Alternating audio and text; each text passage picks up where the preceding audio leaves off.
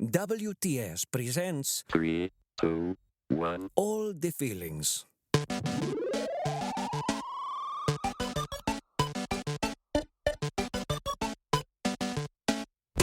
This episode. Joy.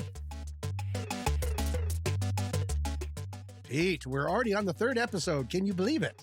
I can't even believe it. I can't believe it. We've already covered some of the feelings. We did change, we did embarrassment, and now we are on to the favorite of all things. Pete, I was wondering if maybe today we could talk about joy. Joy, a feeling of great pleasure and happiness. Pete, I know we just offered the dictionary definition of joy, but this week I wanted to try and define it for myself in my own life versus like looking up science and stuff like we sometimes do. Oh, yeah. Screw Because I science. realized that joy is kind of connected maybe or gets mixed up with a lot of other emotions. It gets grouped together. And so I wanted to see For sure. what makes joy joy without looking it up. So for preparing for this episode, oh, this is exciting. We're right off the bat, Pete. Don't worry, it's not a guided meditation. It's a choose your own adventure. I did two very different things. First, I sat down. Yeah. You'll see. First, I sat down and without thinking about it, I typed out the first things that came to mind when I thought about joy, just like a quick brainstorm as quick as I could. And I said I gave myself 10 seconds and then I would stop. The second thing I did is I did go to Bing and I typed in Google. And once there, I typed in the word joy just to see what immediate types of things came up. Now, which would you like to hear about first? A, my list, B, the internet. The order doesn't matter because they both end up relating to each other at the end in what might be an interesting thing. I'm sort of chasing this whole segment. Don't you think I should request that you not tell me which list belongs to which entity and make that the next level meta game? That would have worked so good, but it's not going to work. So I need you to pick. Oh, okay. All right. Let's go with you first then. Okay. Dogs, otters, theme parks, family dinners, fireworks, movies, roller coasters, boogie boarding, making someone laugh. That was it. Really? That was what came up That's first. it. That's the whole list. Well, 10 seconds. Yeah, And I all think it was maybe even less. Like it was 8 seconds. But that was like, I flushed my mind and then I was like, brrr. Those are the things. Okay. Yeah. Okay. So just remember those. No, no. No, I mean, there won't be a quiz or anything. And you'll notice like all right. baking So fresh far, bread what I was not remember on is there. boogie boarding because that's the image that I'm never going to get out of my head. I'm a real good boogie boarder. Okay, so the internet. Then I went to the internet. Yeah. And first off, I typed in joy and I immediately had to amend my search to minus Lawrence or minus Netflix because David O. Russell film's Joy starring J-Law was all over the front page. Once I did that, at first I was surprised to see the sheer amount of religious sites connected to the word joy. It's like they have almost taken the word as their own. And of course, after thinking about it for a speaking second. of like the epiphanal kind of joy, right? That Correct. And ecclesiastical joy. yeah, and it makes sense. I mean, joy to the world, the Lord has come and all of that. And the word joy, I learned, comes from the Old French joie, J-O-I-E, with its Latin root of joder, meaning to rejoice. I used to be religious, and rejoicing in the Lord is a big part of the whole game. But as a currently non-religious fella, I don't connect joy with God or religion. But that's where I made a connection to my list that I read earlier. This is sort of what I've come up with. And to what I think for me is the biggest difference between happiness and joy. Now, before I go on this personally created rabbit hole, Pete, do you have any thoughts you would like to offer? I'm really putting you on the spot, so no pressure. Do you have any thoughts about what the difference between happiness and joy is for you in your life? I have struggled with this distinction, and believe it or not, I have actually done a presentation at an association of therapists and clinical psychologists and Really? coaches in the ADHD world, and we did I did a presentation with Nikki Kinzer of the ADHD podcast in back in 2020 on joy and what joy means. Oh to man, us. you're teed up for this. Okay. I'm a little bit stacked because I've got my research. And, and one of the things that came up out of that conversation, which I thought was so interesting, was that happiness is generally considered the overall vibe. Like, is this experience happy for you? Is it a general state of enthusiasm and happiness? And joy is the surprise, unexpected euphoria that comes from a specific event. And I have since found a lot of research that both contradicts that and supports it. So I don't know that I have an answer, but that one has always resonated with me personally. You and I are the same person. That's so great because I've done no research, but here's what I wrote for myself. For me, happiness feels longer and calmer. Mm-hmm. In that way, it's closer to comfort for me. Joy feels more fleeting, but much more intense. Kind of like what you're talking about. This, like ecstatic. Yes, I feel that happiness ultimately comes. Also, happiness seems to come more from within, whereas joy comes from a response to an outside spark, like you just said. Stimulus. Yeah. I feel that joy comes from an outside force waking you up to how cool and exciting life can be, almost like you kind of forgot, or you got too much into a routine and all of a sudden it's like, bam, roller coasters. You rejoice upon experiencing it. And that's where it connects. I don't personally have God for that, but I do have other things, including those things that I listed on my list of otters. And all the otters is such a weird one, but they really do. Otters are joy incarnate. All of those things that I listed are apart from me, outside of me. And my joy comes from responding to them. And I never thought about it, never occurred to me to think about the idea of within or without. And joy really does. And I'm interested, very interested, so much so I'm going to cut my part short because I want to get to your part about the contradictory, because it really does things contradictory to joy coming from outside, joy coming from an outside spark, because it really feels that way. I don't know how to just sort of have joy in a vacuum. Yes. And it also, it makes it near impossible to have a conversation about joy without having a conversation about happiness. I feel like we're trumping a future episode by talking about joy because happiness is not going to be a thing. I think we should just play this episode again in reverse. Again. Yeah. Just play it again and just do a find replace for joy and happiness and just switch everything around. So, Tom, I have a probing question. Oh. I have a probing question. I think I got frustrated. Was it last week or the week before? We were talking about choosing your emotional state. Whether you can choose to be happy. Yes. Yeah. Mm-hmm. And just start down that path with the term joy. And this is what you'll get, is you have to choose joy, right? This is what's, on the wooden planks that are at Pier 1. Right. Choose joy.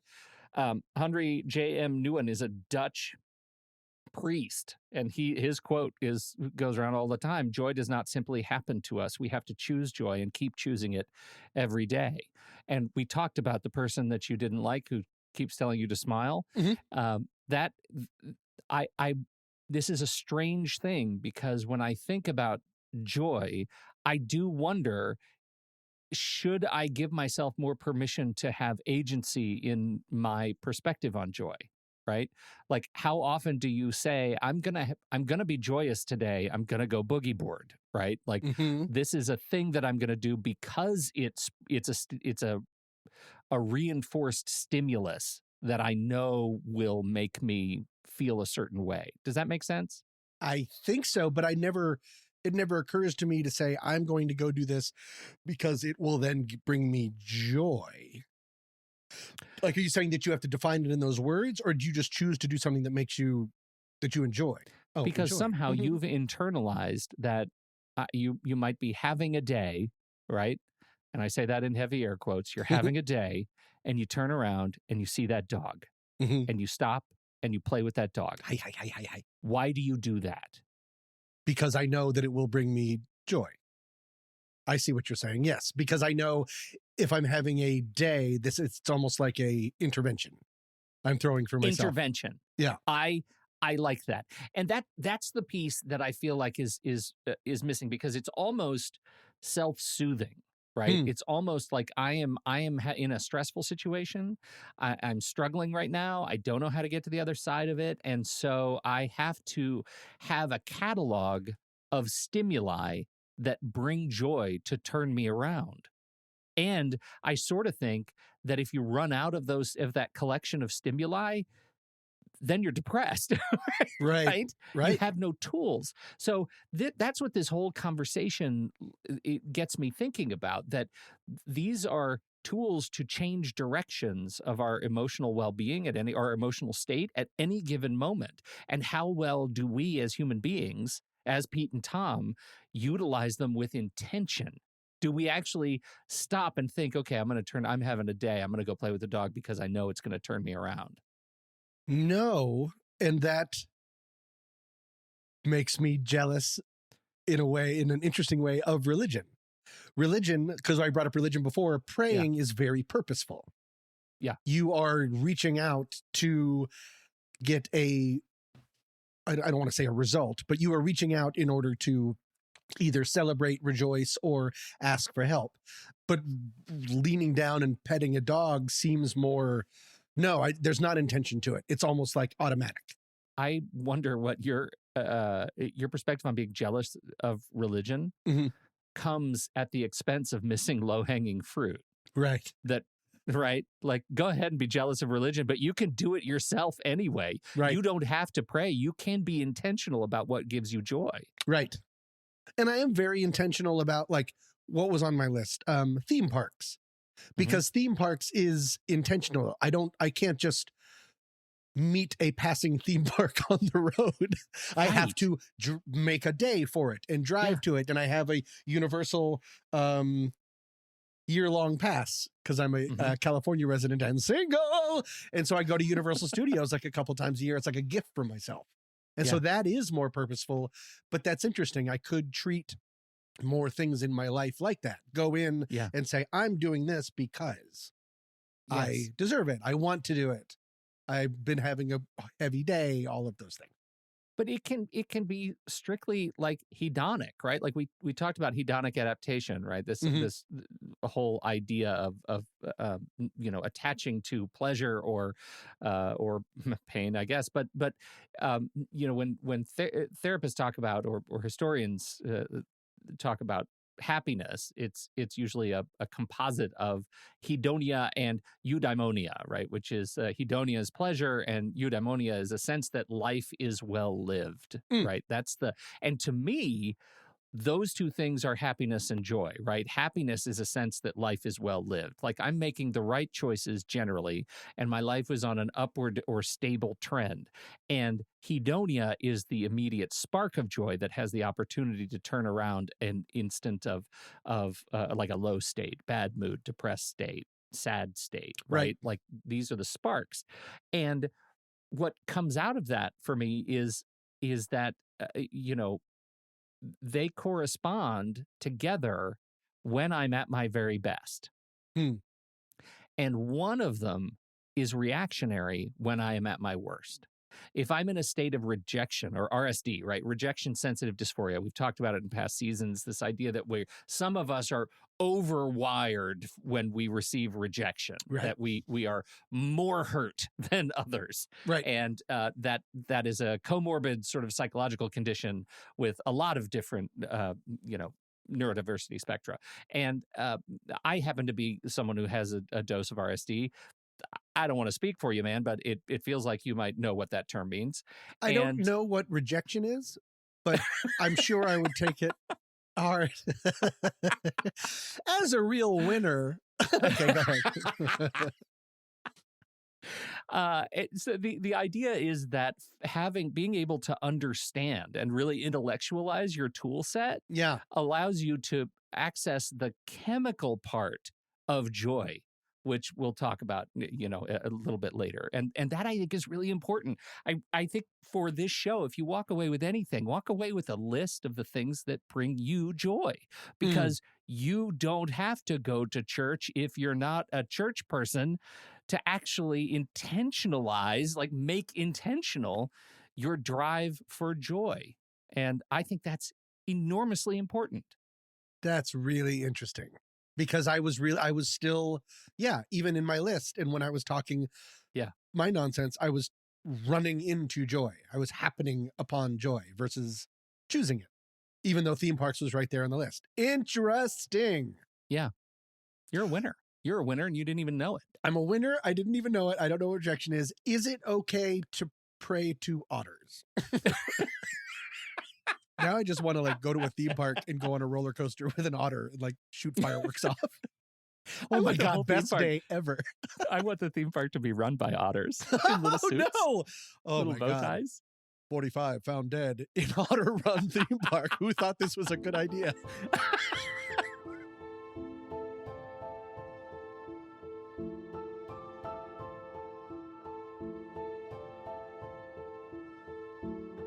Today, I have to talk about an art form that is as old as it is profound. It's a practice that illuminates our imperfections rather than hiding them away. A practice that tells a story of resilience and healing and finding joy in what is broken. This is the art of kintsugi. Originating in the 15th century Japan, kintsugi means golden rejoining, and it's the process of repairing fractured pottery with a lacquer that's dusted or mixed with powdered gold. The result is a piece of pottery that looks very much like the original unbroken piece of pottery, but it has paths of gold woven around it that highlight the broken parts. Now, the legend begins with a Japanese military commander, Ashikaga Yoshimasa, who apparently had broken his tea bowl and he was frustrated, and so he sent it to China for repair. And the repair came back, and it was a real Frankenstein job. It literally had metal spikes or staples in it. So he went back to his Japanese craftsman and said, okay, you got to make this better. It's ugly. Make it not ugly. The process is multi-layered. It can take up to a month, depending on the size of the piece. It begins with simply sitting with the broken pieces, understanding the story that they tell, having a moment of mindfulness with the things that are broken, pausing before rushing to fix them. Then the fragments are painstakingly glued back together, the seams highlighted with this golden lacquer. The result is more than a mended object. It's a transformation. Every object has a story to tell. These cracks might be important parts of your story. This isn't about covering up damage. It's about showing it off. It's about presenting your scars as badges of honor. Kintsugi is a physical manifestation of what the Japanese call wabi-sabi. It's an embrace of imperfection, a celebration of the ephemeral nature of our existence. It's a reminder that healing happens in connection and reconnection, in mending what was once broken. Healing does not come shrink-wrapped. Louise Penny wrote in her book, The Brutal Telling, "Things are strongest when they are broken. We are all marred and scarred and imperfect. We make mistakes. We do things we deeply regret. We are tempted and sometimes give in to that temptation, not because we are bad or weak, but because we are human. We are a crowd of faults. But know this, there is always a road back if we have the courage to look for it and to take it." Perhaps Penny, too, was a student of kintsugi. The practice of kintsugi today is a footprint in the sand on a beach, wary of the oncoming tide. But the message that celebrating brokenness means celebrating identity, history, and journey, no matter the bruises we acquire on the way, is one for the ages. Such is kintsugi, a practice that shines a bright golden spotlight on all our cracks and seams and reminds us that joy is often found in what was once broken, now mended. Want to find the joy in life that is buried in the cracks of this broken, dumb podcast? Become a feeling friend today. For just $35, you'll get access to the member live stream when we record, early access to the shows in your very own member podcast feed, our latest batch of stickers, and a present from Tom, the classic ATF bingo card. This is all for Season 8. That's WTS Presents All the Feelings. And you can visit our fancy new URL for the show, allthefeelings.fun, today. Thank you for your support. Pete, I loved that. And because you brought up other cultures, did you know that there are words in other cultures which don't have English translations that have to do with joy? That have to do with Tom. yes. Surely. There Surely you is jest. that there's no way to really like translate it fully into English, but they all have to do with joy. And I found 4, which I enjoy very much. And I wanted to share them with you real quick. Okay, I can't wait. Do you want to start? Let's start with Japan. Okay. Do you know what Shinrin-yoku means? I do not. Going for a walk in the woods can sometimes clear your mind just as well as a good meditation session. They say that immersing yourself in nature is the best way to experience joy. Shinrin-yoku means forest bathing. Isn't that cool? Forest bathing. Forest that bathing. I've heard of. Somebody you really? brought that up to me not recently, that you got to go bathe in the forest and you wander through an arboretum or something and it totally changes your outlook. Yeah, I thought that was really neat. Man, if I weren't such an indoor person, I would totally be into that. I just picture you with like a bunch of animated otters, like just tromping through the forest. Yeah. Are there any forests with ceilings and maybe climate control? Oh, wait. Exactly. They're just missing those tiny refrigerators that hotel rooms have. I have another one, Pretugis. Pretooges, Pretoojes. This is from Dutch, and it's what's the best way to explain this? It's an expression. You meet someone and the expression on their face makes it seems like you're both in on a joke together, or like they have a twinkle in their eye or something like that. Pretooges means is a term for joy, and it means fun eyes. Fun eyes. Again, there's no real translation, so that's why it's so. But the closest thing that we can do is fun eyes. That you meet someone who is experiencing joy and is sharing joy with you. You have fun eyes. I have 2 more in Norwegian. Everyone makes mistakes. That's sad, but when you've made a mistake in the past and now you know exactly how to handle something, you're grounded because you've done it wrong before. So you go into this situation relaxed. Etterpakloskap. Etterpakloskap. It means after wisdom. So that's the joy that you feel of going into what used to be a unknown situation, and now you know the heck out of it. And then the very last one comes from Sweden. It is made up of 2 words, gok, which G-O-K, which means cuckoo, and ata, which means early. Swedes say that one of the best ways to feel joy is to listen to birds in the morning, and that is gokata. So to experience joy is to get up early, listen to the birds in Sweden. Hooray! That's really lovely. I thought so too. And as a game, I made one of those up. No, just kidding. How weird and rude would that be? Those are all real. I don't think this connects to anything, but I watched an interview with Margot Robbie, and she said her favorite bit of Australian slang is when you want to say, hey, I'm here to get the job done. I'm not here to mess around. Do you know what they say? What? In Australia? We're not here to fuck spiders. And cut.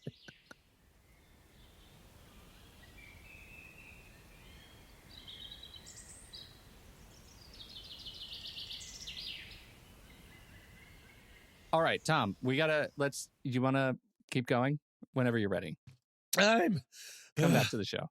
Are you okay? Did you just go for a swim? I did, in green tea. Okay, go. Okay, so the American Psychological Association says joy is the feeling of extreme gladness and delight or elation of the spirit arising from a sense of well-being or satisfaction. Okay. What do you think of that? That's pretty good. Yeah. That's the APA. They know a thing or two. 2 words when you can use 90 APA. Right. Feel good. Yeah. And so I think we go back to what we were trying to get to earlier, which is that joy has a distinction from happiness, that it is intense, right. It is confident, it exudes in you a feeling of self-esteem, right? And sort of the passionate happiness is joy. It's a pleasant state that shares conceptual space with other positive emotions, such as elation. Feelings of joy arise in circumstances appraised as safe, familiar, and requiring little personal effort, right? This is something that we were getting to. Even when you're boogie boarding, right. If you know how to boogie board, that's not the challenge. The challenge is letting the experience wash over you. And some people have a challenge in a compromised state challenge letting the good wash over them. And I think that's a thing worth noting. So we got to talk a little bit about the feel-good twins for the brain. You know what I'm talking about. That's dopamine and serotonin. Woo! Right? Yep. I love those receptors. And so when we get that spark and the chemicals start flowing in the brain, that's what is happening to our body. Our circulatory system erupts. Our respiratory system erupts, right?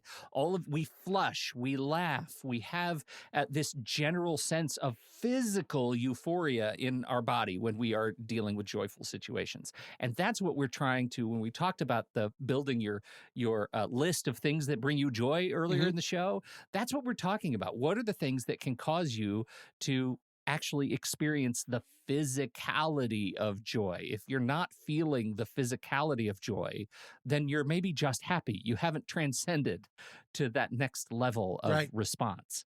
We do have, and we talked about this last week or the week before, that there is this thing that says you can use your physiology to impact your chemistry. Dr. Diana Samuel is assistant professor of psychiatry at Columbia University Medical Center, and she actually says smiling can trick your brain by elevating your mood, lowering your heart rate, and reducing your stress. The smile doesn't have to be based on any real emotion at all because faking it works just as well. So this gets that, obviously smiling doesn't necessarily lead to joy. But what this does do is remind us that, in fact, we can use external stimulus. We can manufacture these external stimuli to create internal physiological responses. Right. You can train yourself.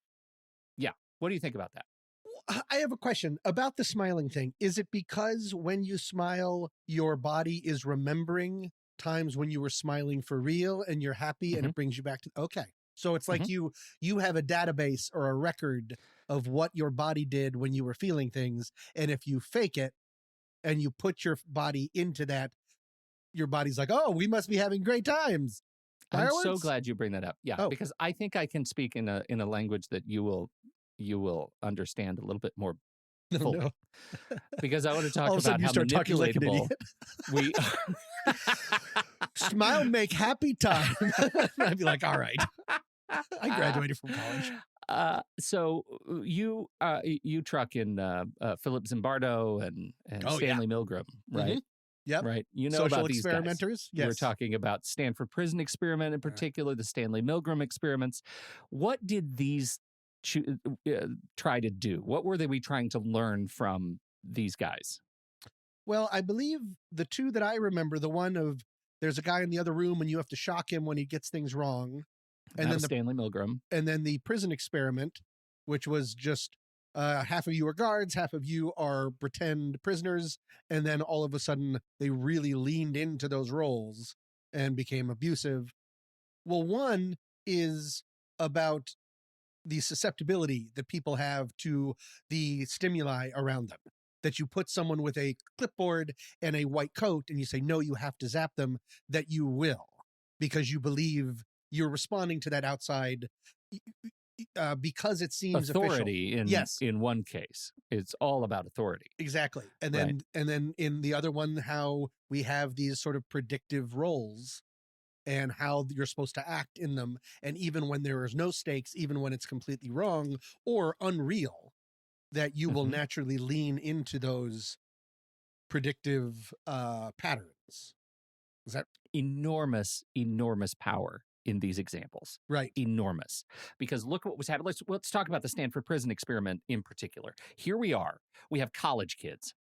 We take them in a basement and we say, some of you are prisoners and you're going to put on your prison outfits and you're going to get in these rooms that are your prison cells and you're going to stay there. And then the rest of you are jailers, right? You're guards, and you're going to put on guard outfits and carry, batons, and you're going to do guard stuff. You're all play acting. Right. You are all faking it. The external trappings of guard and prisoner completely overtook the brains of the participants, and they became the guards and the prisoners. That is incredible power that we allow our brains to exert over us. Why don't we do it for good? I see what we're saying. Okay. Right? Yeah. We have proven time and again how malleable we are as human beings in very negative contexts, Mhm. right? We know how to make each other act like animals. Right, we've read like Lord of the Flies Right. did this. Right, you change the external environment, and our internal environment changes with it. It's dragged along. It's the same thing when you drive. You're driving along, and you're changing lanes, and you look over your shoulder, and your hands turn the wheel too, because we're all connected. We're all driving by wire, and so this is why I come back to the triggers for joy. What are the things that we can build using the exact same social science and behavioral science that we already know that will allow us to manifest joy in our own lives to some degree? Maybe it's to remember when I'm sad, go snog the dog. No, that's not the word I wanted to use. That's British. Don't No. cutting that completely. God, go snuggle the dog. Right. That's what you want to do. The dog. Will you make that into a t-shirt just so I can throw it away?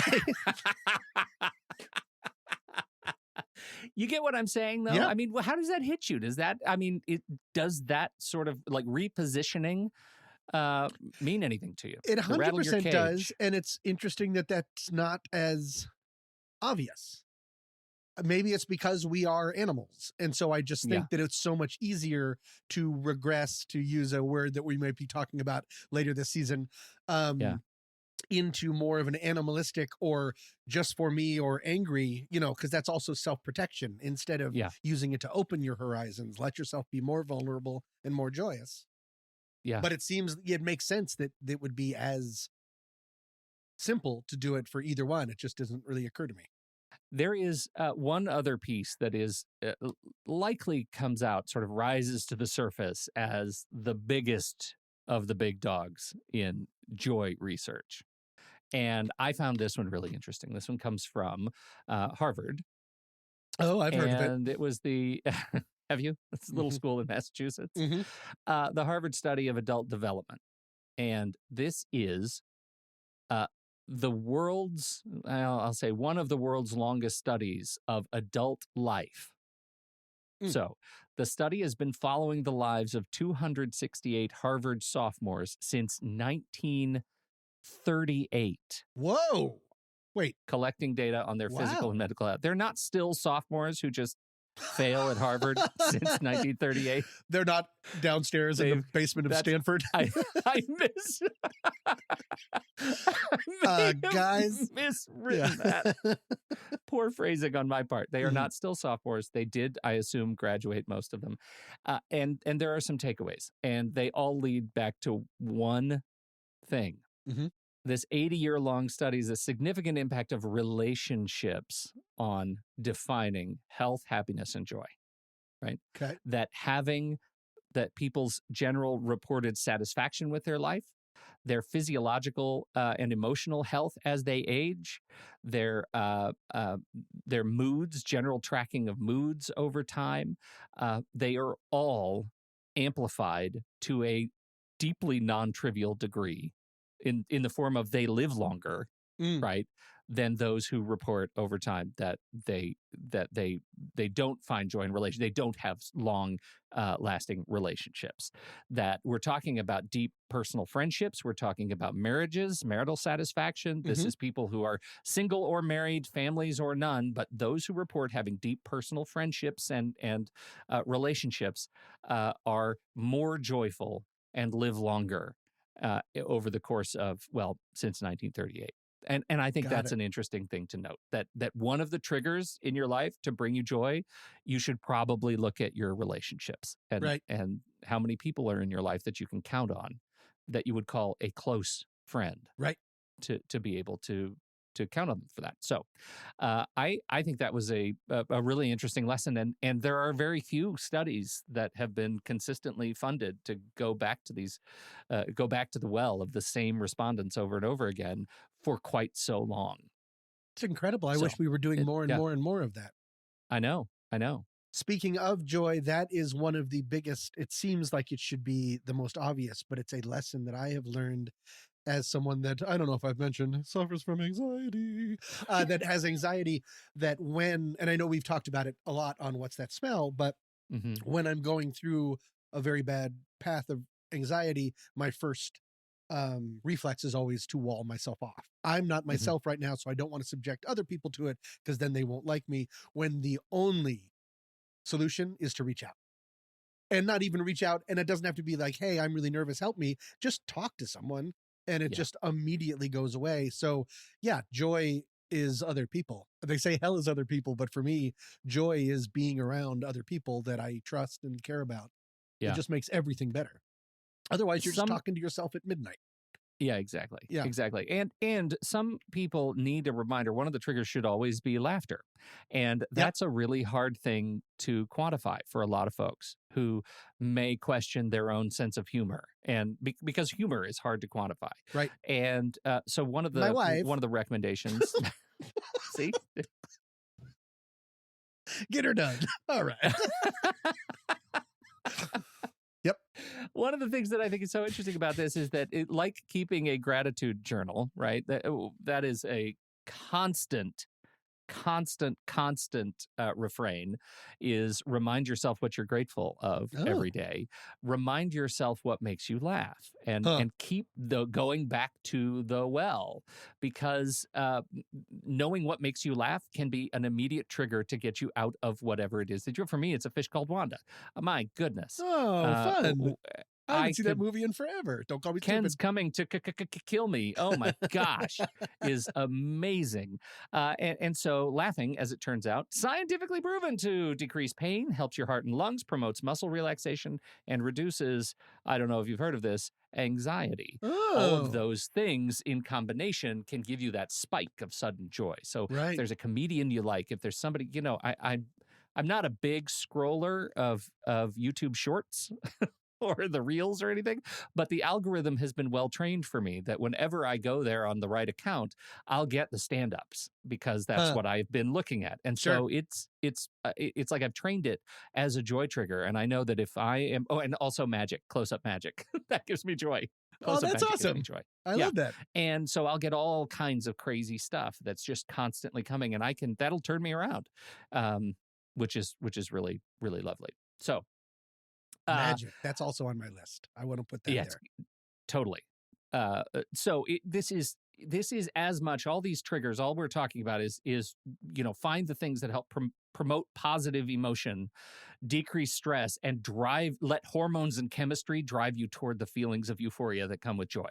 That's my pitch. That's so interesting. Use joy.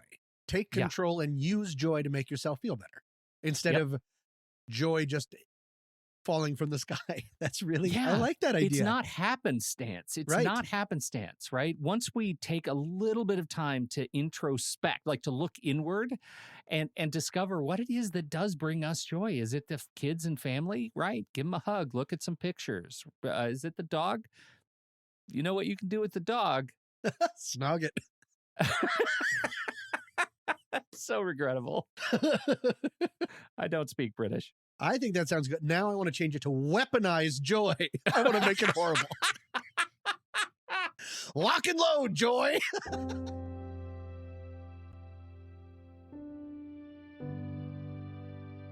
Let Joy by poet Sylvia Nichols. Let joy come into your heart. She is waiting just outside with the tenderest hands and sweetest smile that would push the portals wide. She is longing to enter in and be of your life a part, not a transient guest in your troubled breast, but a dweller in your heart. So she waits at the closed door, and beside her sweet peace stands, while radiant hope from a sunny slope is reaching beckoning hand. As they sing like the birds at dawn, each striving to drown care's din, oh listen and hear their glad songs near, and hasten to let them in. Let your spirit rise. Let your spirit rise. Thank you, everybody, for joining us for this episode. We really appreciate you for hanging out with us. And by the way, this week's tune is Spirit Rise by Aves and Bellamy. And we are talking about, what are we talking about next week, Tom? I think this was your idea. I don't know how I'm going to approach it. Oh, yeah, I don't either. That's why I think it was interesting. Regression. Huh. And so will we have a bell that rings every time one of us uses the word hypnosis? Yeah. I'm interested in the idea of, because I think the idea came to me when probably thinking about the pandemic. That there was a lot of regression that happened for certain people. Some of it good, some of it bad. Regression has negative connotations. I don't think it always has to. Sometimes moving back, figuring out what's important, what came before can lead to things like, I don't know, joy. It all connects, Pete. It all connects. Yeah, so we will be talking about regression. Of course, if you have thoughts about regression or joy or embarrassment, anything that we've talked about, you can always do something. What do they do? Where do they go? I don't remember. They can go to the website, allthefeelings.fun. We have a button on there that says share your feeling, and you can share your feeling right there. You know, we also have our Discord server, the True Story Discord server. We've got our public channel over there on All the Feelings, and it's pretty quiet right now because we just opened it and the season just started. But if you've ever wanted to jump into Discord and talk with us and share your all feelings, all of them in a row, you can do it on Discord. We'd love to have you there. And so look in the show notes. There's a link in the show notes for the general invitation. And of course, if you become a member, a feeling friend, you get access to the live stream. You can watch along with us live every week as we record. And man, there is some dumb stuff said. We're so good at this. We call it evidence. All right, ladies and gentlemen, thank you so much for joining us for this episode. I'm Tommy Metz III. And I'm Pete Wright. Thanks for downloading. We'll be back next week with All the Feelings. Yeah. Listen to your voice and make up your choice. And just let your spirit shine. Well, sometimes there ain't no